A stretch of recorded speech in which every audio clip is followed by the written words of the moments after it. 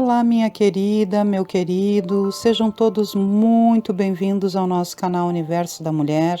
Aqui é a sua amiga e sua irmã Anita Castro e nós estamos começando mais uma partilha dos estudos da obra de André Luiz. Nós estamos vendo aqui o primeiro livro da série da vida no mundo espiritual, que é o livro Nosso Lar. E hoje nós vamos ver o capítulo 29, que vem sob o título A Visão de Francisco. Antes, como eu sempre faço, te convido para que tu curtas esse vídeo e compartilhe com as pessoas que você sabe que gostam de assuntos espiritualistas e espíritas. E, quando nós curtimos, você sabe, o algoritmo entende que esse material é bom para nós e partilha também com outras pessoas, que é o que nós queremos, não é mesmo, meus queridos? Partilhar o bem, partilhar a luz, partilhar essas bênçãos infinitas que temos recebido aqui através de todos os nossos estudos sobre o Espiritismo e sobre as bênçãos vindas da espiritualidade superior. Vamos então à nossa leitura e eu vou aqui brevemente comentando. André Luiz nos diz o seguinte: enquanto Narcisa consolava o doente aflito, fui informado de que me chamavam ao aparelho de comunicações urbanas. Era a senhora Laura que pedia notícias. De fato, esquecera-me de avisá-la sobre as deliberações de serviço noturno. Pedi desculpas à minha benfeitora e forneci rápido relatório verbal da nova situação. Através do fio, a genitora de Lísias parecia exultar, compartilhando meu justo contentamento. Então já vamos aqui começar um apontamento inicial, meus queridos, que eles têm no Nosso Lar um tipo de telefone, não é mesmo? Porque aqui André Luiz nos informa que ele foi chamado ao aparelho de comunicações urbanas. E ele fala aqui que pelo fio a genitora de Lísias, que é a dona Laura, parecia exultar. Então ele está falando aqui de um tipo de telefonia, não é mesmo? Onde há uma comunicação entre os espíritos na comunidade de Nosso Lar, na colônia Nosso Lar. Prosseguindo a leitura então. Ao termo de nossa ligeira conversa, disse bondosa: muito bem, meu filho. Apaixone-se pelo seu trabalho. Embriague-se de serviço útil. Somente assim atenderemos à nossa edificação eterna. Lembre, porém, que esta casa também lhe pertence. Aquelas palavras encheram-me de nobres estímulos. Regressando ao contato direto com os enfermos, notei Narcisa a lutar heroicamente por acalmar um rapaz que revelava singulares distúrbios. Procurei ajudá-la. O pobrezinho, de olhos perdidos no espaço, gritava espantadiço: acuda-me, por amor de Deus! Tenho medo, medo! E, olhar esgazeado dos que experimentam profundas sensações de pavor, acentuava: irmã Narcisa, lá vem ele! O monstro! Sinto os vermes novamente. Ele, livre-me dele, irmã. Não quero, não quero. Calma, Francisco, pedia a companheira dos infortunados. Você vai libertar-se, ganhar muita serenidade e alegria, mas depende do seu esforço. Faça de conta que a sua mente é uma esponja embebida em vinagre. É necessário expelir a substância azeda. Ajudá-lo-ei a fazê-lo, mas o trabalho mais intenso cabe a você mesmo. O doente mostrava boa vontade, acalmava-se enquanto ouvia os conceitos carinhosos, mas volvia a mesma palidez de antes, prorrompendo em novas exclamações.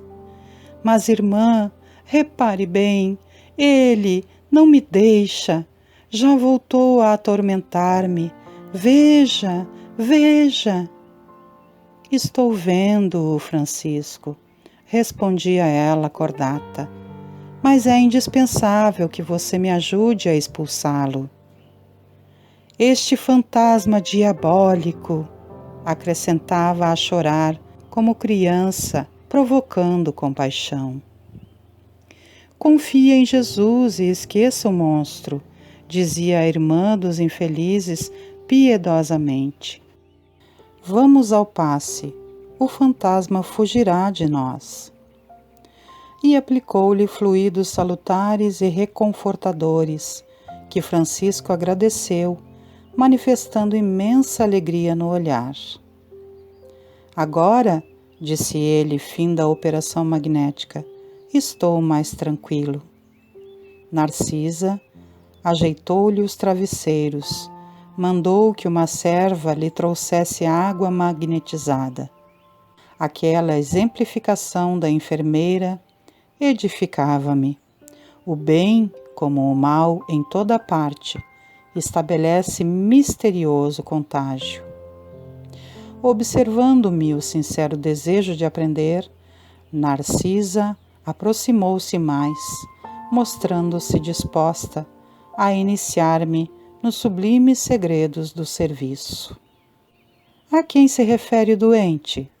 Indaguei impressionado. Está porventura assediado por alguma sombra invisível ao meu olhar? A velha servidora das câmaras de retificação sorriu carinhosamente e falou: trata-se do seu próprio cadáver. Que me diz? Tornei espantado. O pobrezinho era excessivamente apegado ao corpo físico e veio para a esfera espiritual após um desastre oriundo de pura imprudência. Esteve durante muitos dias ao lado dos despojos em pleno sepulcro, sem se conformar com situação diversa. Queria firmemente levantar o corpo hirto. Tal o império da ilusão em que vivera, e nesse triste esforço gastou muito tempo. Amedrontava-se com a ideia de enfrentar o desconhecido e não conseguia acumular nem mesmo alguns átomos de desapego às sensações físicas. Não valeram socorros das esferas mais altas, porque fechava a zona mental a todo o pensamento relativo à vida eterna. Por fim, os vermes fizeram-lhe experimentar tamanhos padecimentos que o pobre se afastou do túmulo, tomado de horror. Começou então a peregrinar nas zonas inferiores do umbral. No entanto, os que lhe foram pais na terra possuem aqui grandes créditos espirituais e rogaram sua internação na colônia. Trouxeram-no os samaritanos, quase à força. Seu estado, contudo, é ainda tão grave que não poderá ausentar-se tão cedo das câmaras de retificação. O amigo que lhe foi genitor na carne está presentemente em arriscada missão, distante de nosso lar. E vem visitar o doente? Perguntei. Já veio 2 vezes e experimentei grande comoção observando-lhe o sofrimento discreto. Tamanha é a perturbação do rapaz que não reconheceu o pai generoso e dedicado. Gritava aflito, mostrando a demência dolorosa.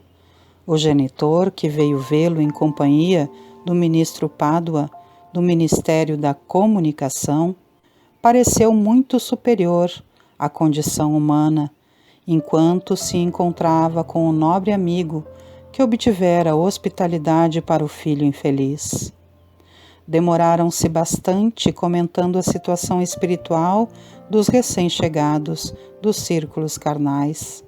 Mas quando o ministro Pádua se retirou, compelido por circunstâncias de serviço, o pai do rapaz me pediu lhe perdoasse o gesto humano e ajoelhou-se diante do enfermo.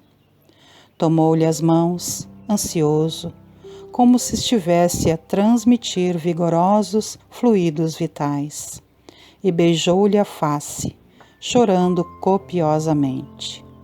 Não pude conter as lágrimas e retirei-me, deixando-os a sós. Não sei o que se passou em seguida entre ambos, mas notei que Francisco, desde esse dia, melhorou bastante.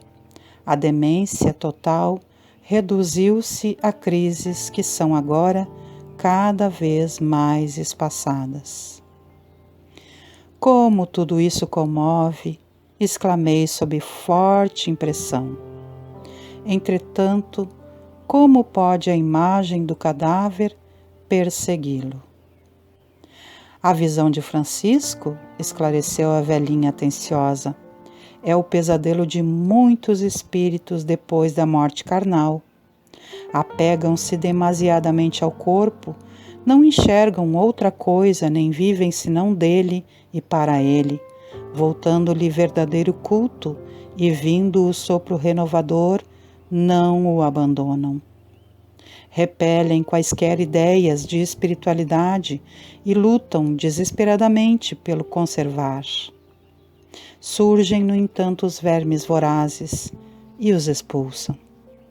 A essa altura, horrorizam-se do corpo e adotam nova atitude extremista.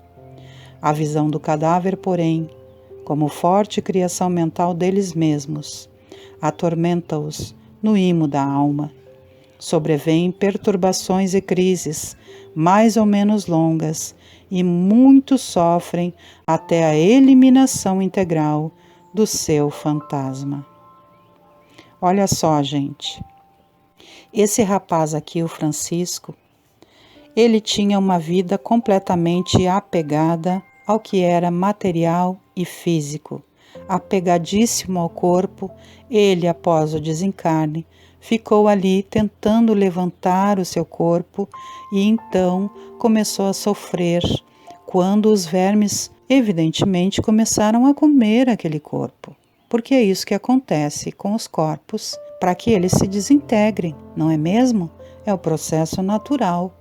E o espírito permanece vivo e prossegue a sua caminhada. Só que aqui Narcisa está nos contando que muitos irmãos que são extremamente apegados ao físico acabam passando por situação similar à que Francisco passa aqui, que é ver o próprio corpo se desintegrando e então cria um panorama mental de sofrimento tão doloroso que pensa que o próprio corpo é um monstro que está o perseguindo. Olha que triste, gente.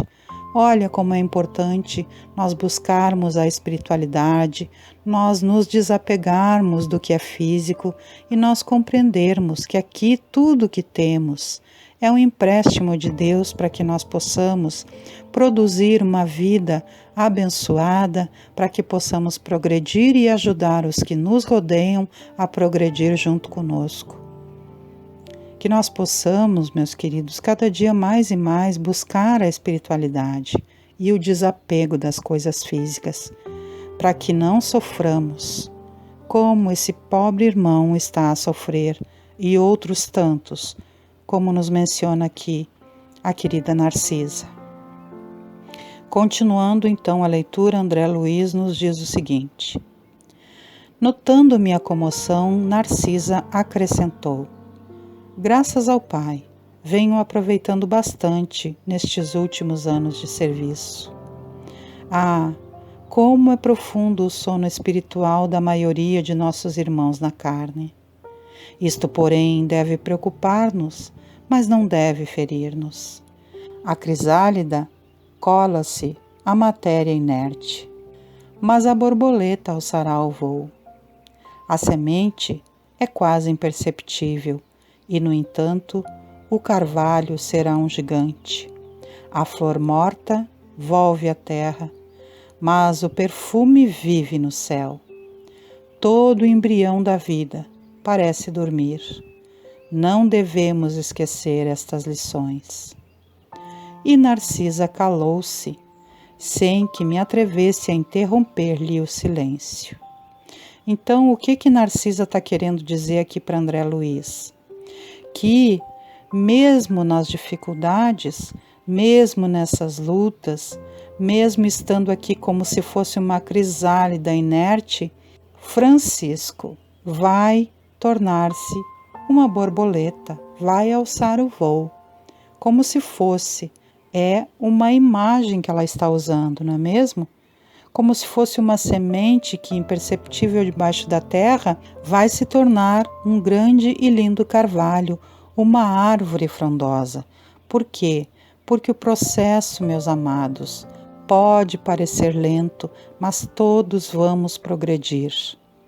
Só que Francisco aqui está sofrendo pelo apego que vivenciou, e nós que estamos aqui estudando esse material e outros irmãos que têm contato com o espiritismo, espiritualismo em geral, podem se desapegar antes que isso aconteça. Que nós possamos buscar a compreensão dessa situação, ensinar também aos nossos queridos que quanto mais desapego temos, mais facilmente vamos poder alçar o voo para o plano superior, para a vida espiritual, quando chegar o momento de nosso desencarne, porque a vida, meus amados, continua.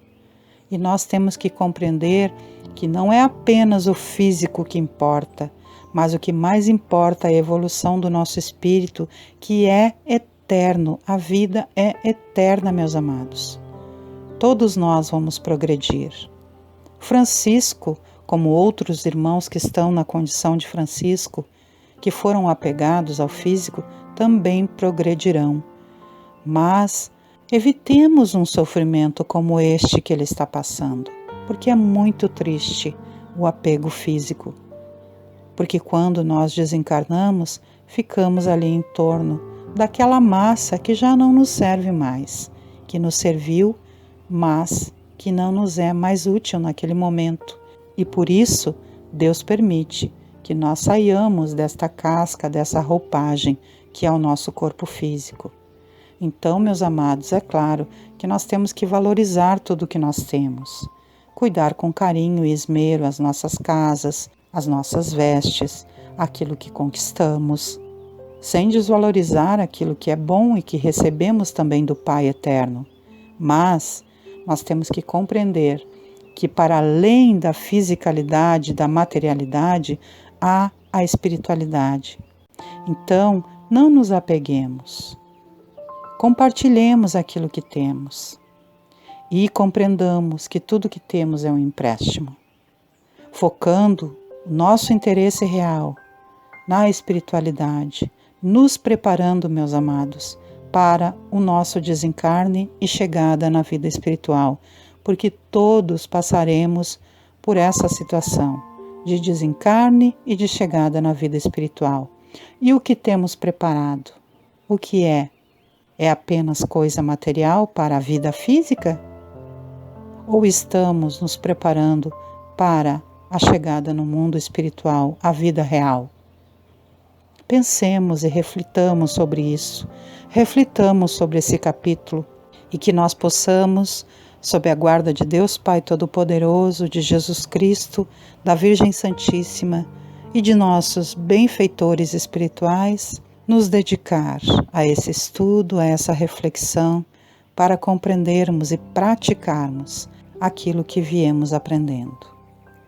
Dessa forma, então, meus amados, vou me despedindo de todos vocês, lhes convidando ainda para que todas as segundas-feiras, às 19 horas, venham estar comigo aqui no canal Universo da Mulher, com Anita Castro, para que juntos possamos partilhar o ESG, Estudo Sistematizado da Doutrina Espírita, todas as quartas-feiras, às 21 horas, para nos reunirmos aqui para fazermos juntos o Evangelho no Lar, todas as quintas-feiras, às 18h30, para estudarmos a obra de André Luiz, e todas as sextas-feiras, às 18 horas, para então nos reunirmos e recebermos o passe, a partir do momento do passe, os fluidos sagrados e benditos, provenientes da espiritualidade superior.